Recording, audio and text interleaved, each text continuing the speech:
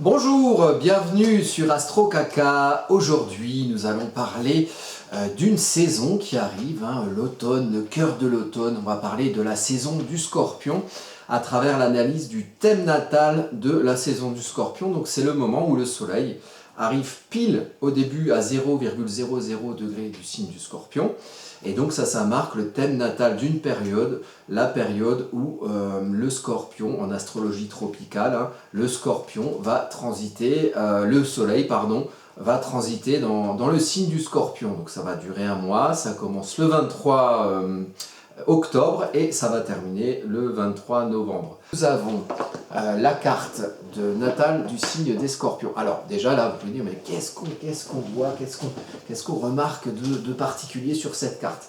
Alors, je vous pointe le coupable, le responsable, le sujet, l'objet de notre vidéo, c'est le Soleil. Donc le Soleil, vous voyez, il rentre pile dans le signe du Scorpion, donc on va être sur cette période-là. C'est le Soleil qui va aller partir d'ici et il va arriver jusque là. Donc ici, on est dans le thème natal du Soleil.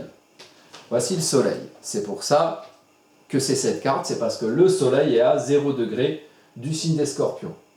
Qu'est-ce qu'on remarque avec ce Soleil tout de suite?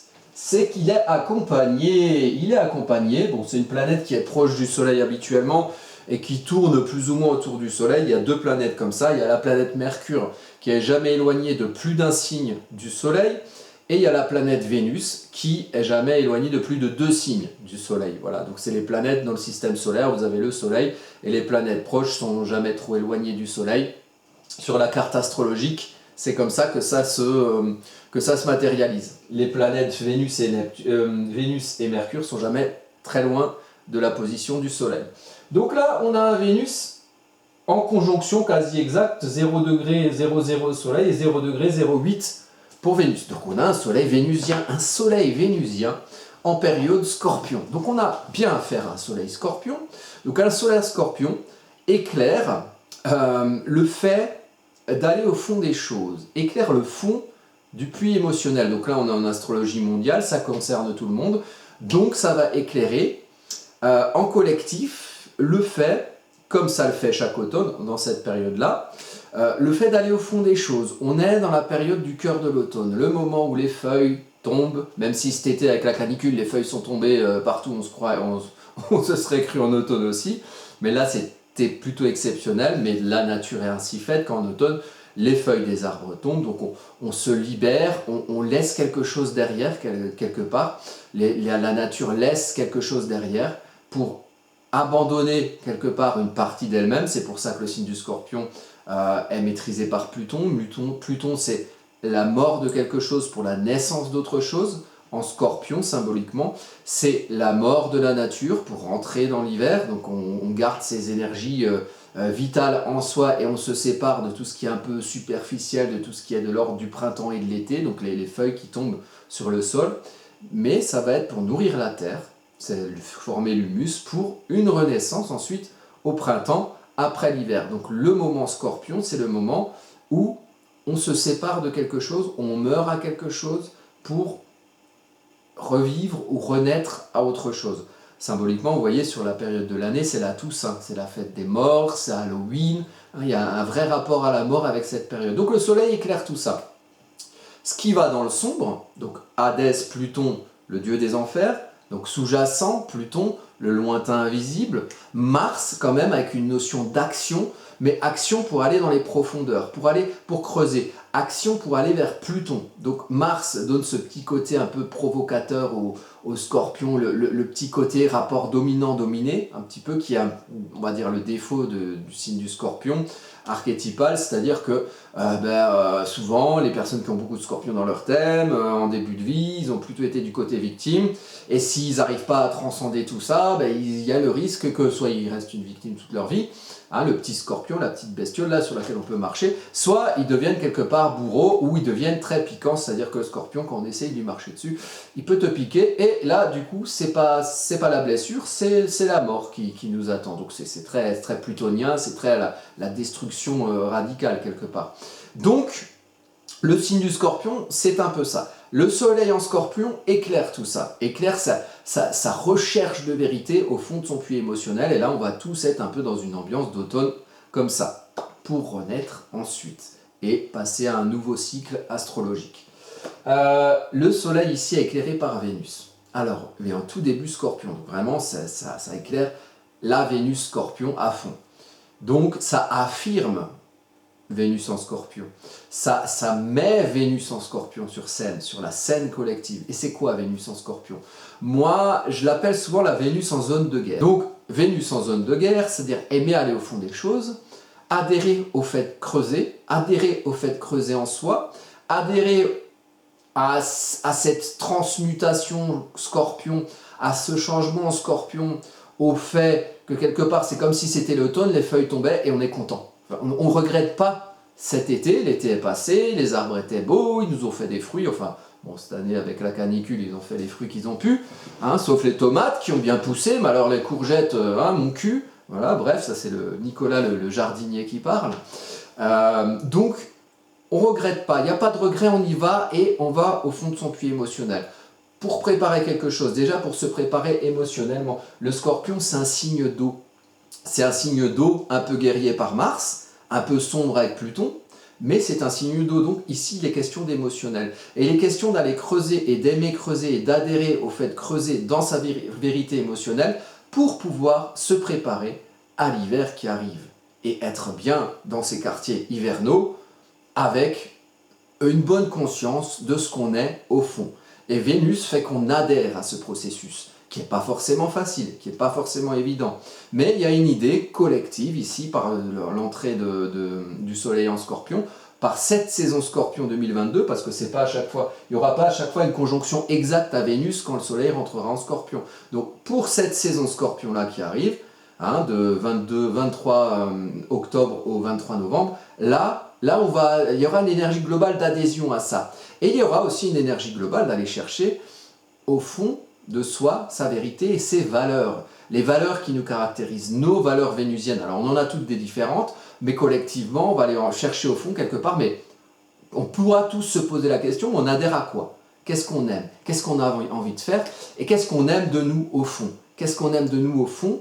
Et en creusant, qu'est-ce qu'on va découvrir de nous? Et est-ce que ça correspond aux valeurs peut-être qu'on véhicule à l'extérieur de nous? Est-ce que ce qu'il y a à l'intérieur, la beauté intérieure, la beauté vénusienne intérieure, est-ce que cette beauté intérieure correspond à ce qu'on a à l'extérieur? Eh bien peut-être qu'on va se poser la question. Et peut-être qu'on va se poser la question parce qu'on aura l'occasion, en cet automne, il va faire un peu plus froid, donc on va un petit peu plus être dans notre maison, plus être dans nos quartiers, plus dans nos foyers, et en se réchauffant à l'âtre de nos cheminées, hein, on va peut-être pouvoir avoir l'occasion de faire une petite introspection sur nous-mêmes et sur ce qu'on aime et sur nos valeurs et sur ce à quoi on adhère. Et est-ce que ce qu'on fait correspond à ce qu'on est vraiment? Ça, c'est tout le raisonnement Scorpion qui va être mis en valeur ici par Vénus. Ça, c'est des grandes questions qui vont se poser à travers juste cette interprétation du Soleil-Vénus en conjonction au début de l'entrée au thème natal du Soleil en Scorpion, donc de la saison Scorpion. Vous voyez quand même que le milieu du ciel ici, il est bien entouré. Vous voyez le milieu du ciel, donc c'est le point le plus fort de l'accomplissement social et professionnel évidemment, le professionnel découlant du social dans le monde dans lequel on vit. Donc la place sociale de tout le monde, ce qui va se passer socialement collectif, le point le plus puissant de ça qui est en balance. Donc il y a une énergie encore vénusienne, hein, il y a Vénus à côté du Soleil, et il y a le milieu du ciel dans un signe vénusien, accompagné de la Lune et de Mercure, on va en parler.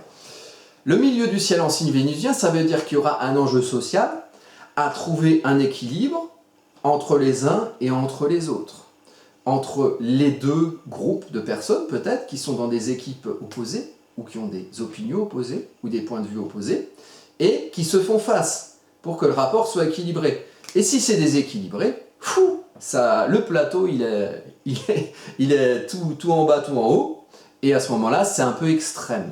Voilà. En ce moment il y a quand même un contexte, la guerre en Ukraine, les amis du Covid qui reviennent, les pro-vaccins, les anti-vaccins, les pro-masques, les anti-masques, les pro-totalitarisme, les pro-liberté, et on peut interpréter ça dans tous les sens. Enfin, bref, il y a quand même, avec le carré Saturne-Uranus en 2021, on a quand même bien appris le diviser pour mieux régner, et on provoque un petit peu des équipes A et des équipes B qui se confrontent et qui se culbutent. Bon, il y a un peu cet enjeu-là, à travers un enjeu social à travers ce milieu du ciel. Mais il est bien entouré par Mercure et par la Lune. Et Mercure et la Lune dans un thème, j'ai pu remarquer ça souvent dans mes expériences d'interprétation et dans les expériences d'interprétation de mes collègues et ancestrales également. Un Mercure-Lune, ça provoque la promotion. Donc c'est quelque chose de bien. C'est quelque chose où on sait faire comprendre son ressenti, donc faire comprendre Mercure son ressenti, la Lune, on sait bien ressentir, bien faire la liaison entre ce qu'on ressent, sa source émotionnelle, et ce qu'on comprend, donc on peut bien s'exprimer. On s'exprime à la lumière de sa Lune, on comprend à la lumière de sa Lune. Donc cette expression est mise en lumière, et cette expression se fait, comment dire, on n'est pas juste une espèce de robot qui calcule mental, un robot mental.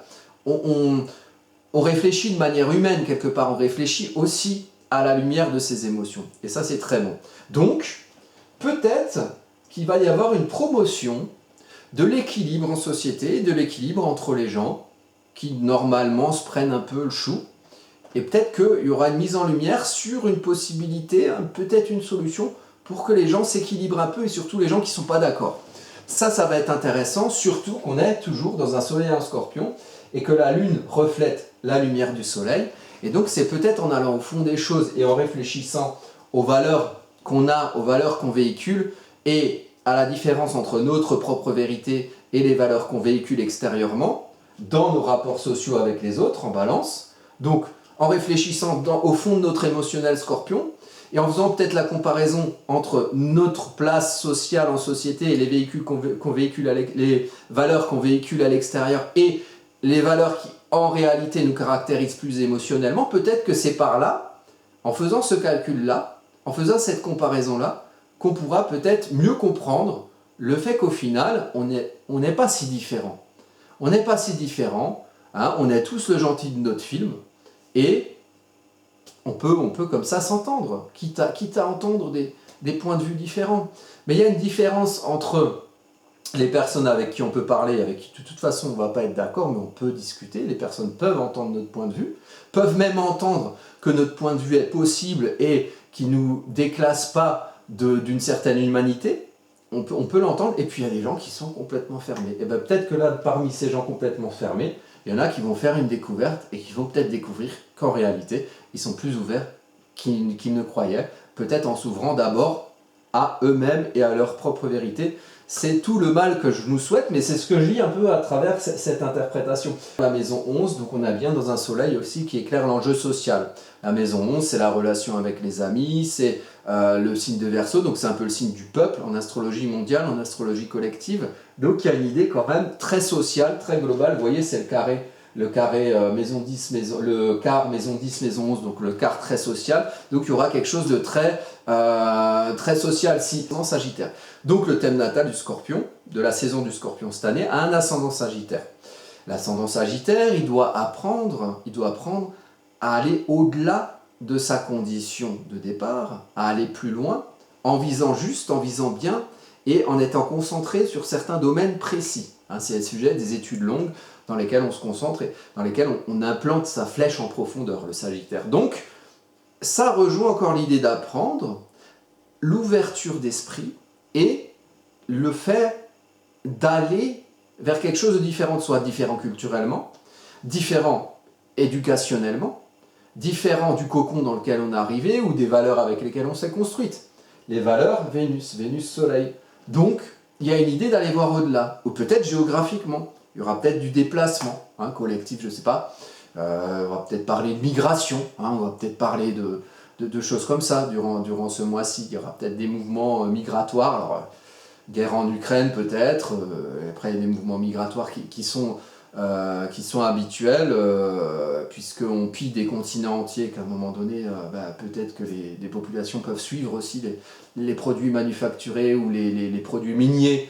Hein, en fait, les gens, ils sont pas bêtes, ils suivent les richesses, à un moment donné, et s'ils n'ont plus rien à manger chez eux, hein, plutôt que de se laisser crever pour que les gens qui les exploitent soient contents, mais peut-être qu'ils vont à un moment donné faire preuve de pragmatisme et suivre les richesses qu'on leur a pris. C'est possible, c'est possible. Alors peut-être qu'il y aura des choses comme ça aussi, l'esprit de voyage. Hein.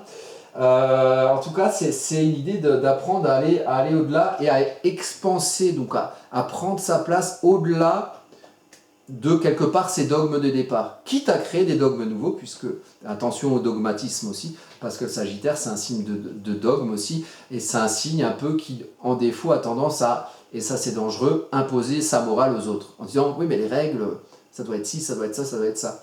Il faut le faire dans un accord vénusien, avec l'adhésion de tous, et pas de manière forcée.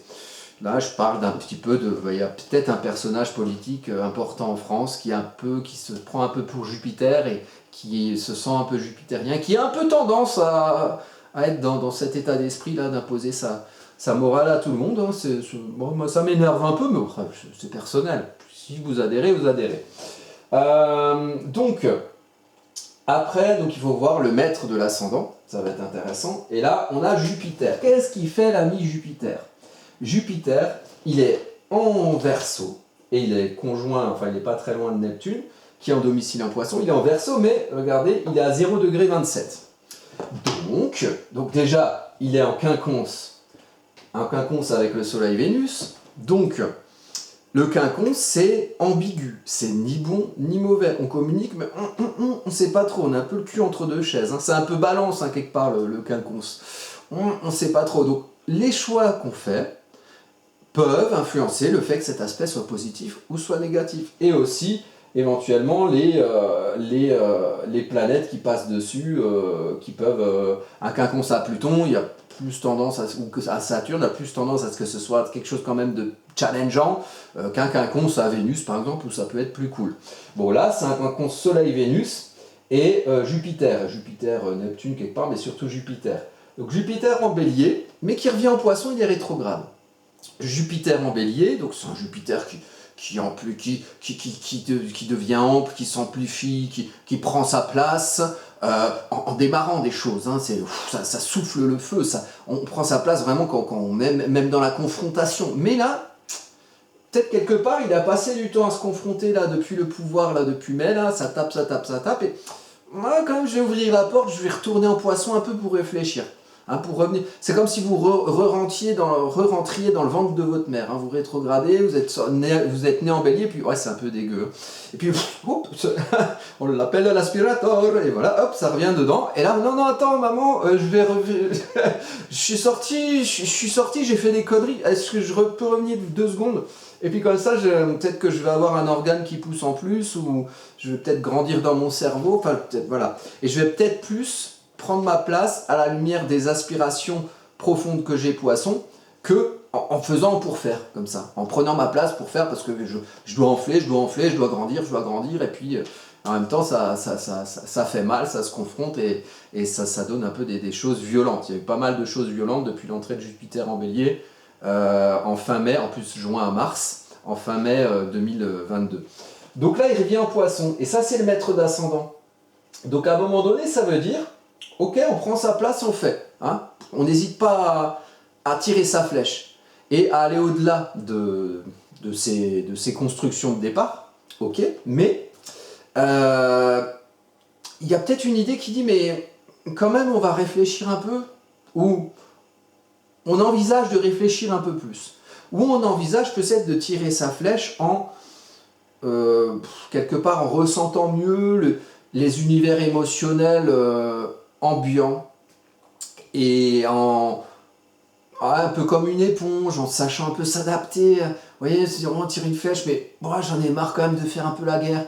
Ça fait 6 mois que je fais la guerre, j'ai toujours envie de tirer ma flèche, mais peut-être plus à la lumière de ce que je ressens. En plus, Jupiter, le maître d'ascendant, il va rentrer en Poisson, qui est aussi un de ses signes de maîtrise, donc ça va être assez puissant, hein, la prise de place. Et l'expansion, hein, au sens géographique aussi.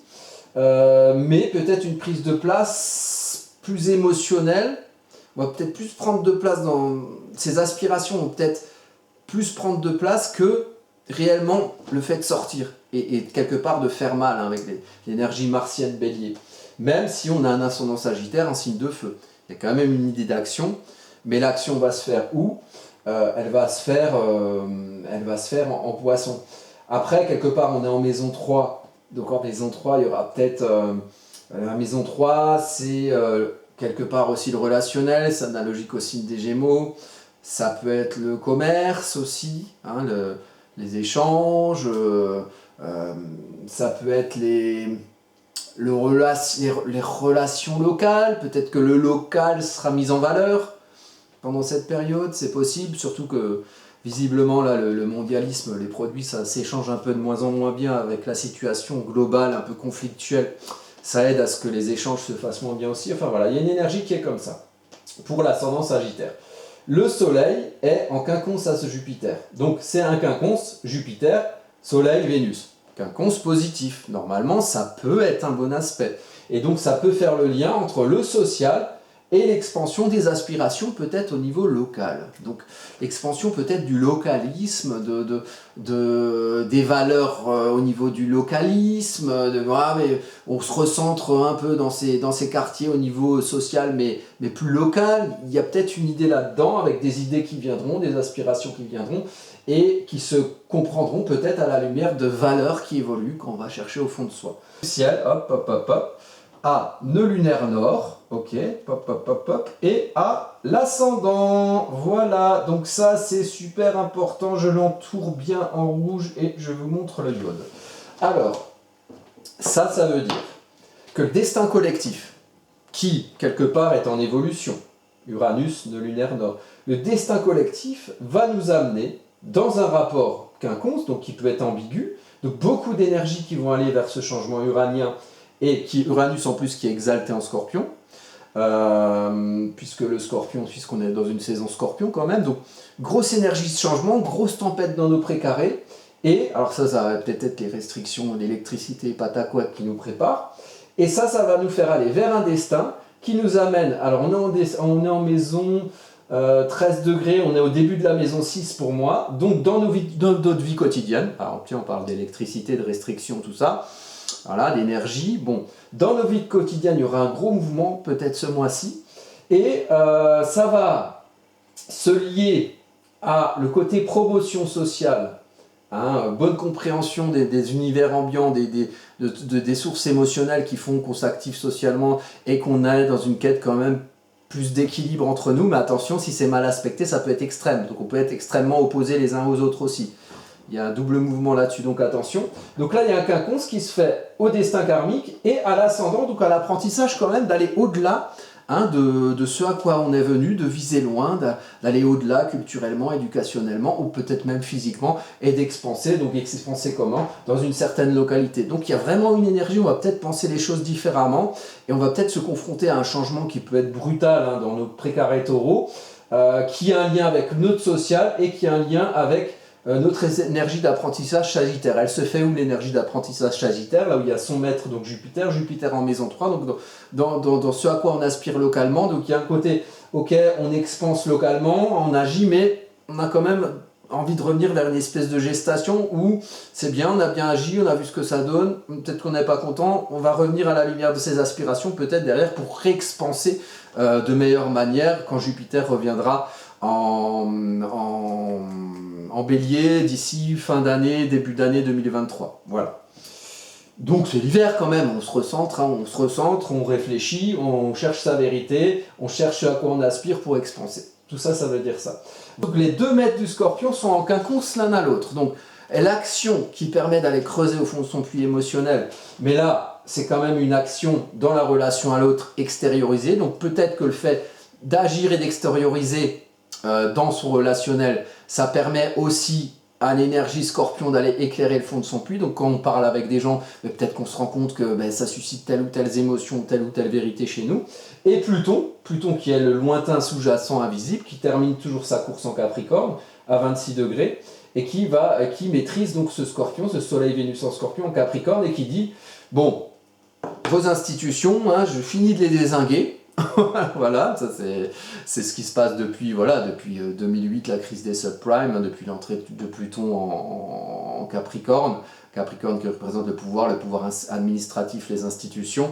Donc Pluton, il dézingue tout, donc pour mieux reconstruire, hein, puisqu'on est en Capricorne, c'est la construction, c'est saturnien. Donc Pluton, lui, il finit de dézinguer nos structures sociales, et peut-être que c'est ce côté un peu chute des institutions qu'on a, du pouvoir administratif, peut-être que ça aussi, ça va nous faire réfléchir à nos propres vérités dans nos propres valeurs qui nous sont personnelles. Et peut-être que ces valeurs personnelles, hein, si on interagit bien aux autres, avec un bon Mercure qui se fait bien comprendre et une bonne Lune qui se fait bien comprendre à la lumière des sources émotionnelles de chacun, et bien peut-être que ça pourra permettre de trouver des solutions et d'expanser localement. Voilà. Et ça va aider son Mars à agir et à parler, à extérioriser et à faire le lien entre ce qu'il a compris et ce qu'il va diffuser, voilà, par la communication. Et les deux sont ambigus, donc ça veut dire qu'il y aura peut-être qu'il y aura des choses qui vont se passer, qui vont impulser, martiens, qu'on va comprendre, qui vont se faire comprendre, qui vont se diffuser et qui permettront peut-être de faire une certaine lumière sur ce côté Pluton qui désigne nos institutions. Donc il y a peut-être des choses qui vont se voir, hein, avec le Mars en Gémeaux par rapport à ça. Donc soit c'est des choses positives qui vont se voir, ouais, tout est résolu, on est content, soit, comme je le pense, on est plutôt dans le Scorpion, donc on va aller voir au fond du puits qu'est-ce qui se passe et quelle valeur on va pouvoir trouver pour s'adapter à une situation nouvelle, symboliquement l'automne, où les feuilles mortes tombent et voilà, il y a la mort de quelque chose pour la naissance d'autre chose, peut-être au printemps prochain à la saison du Bélier, ou peut-être quand Jupiter repassera en Bélier d'ici la fin d'année. Voilà, bah écoutez, c'est la première vidéo que je fais sur ce genre de principe, donc les soleils qui passent dans un signe. J'espère que c'était assez compréhensible et que ça va pouvoir vous aider pour vous préparer, hein, astrologiquement ou peut-être pragmatiquement à cette période Scorpion qui arrive dès le 23.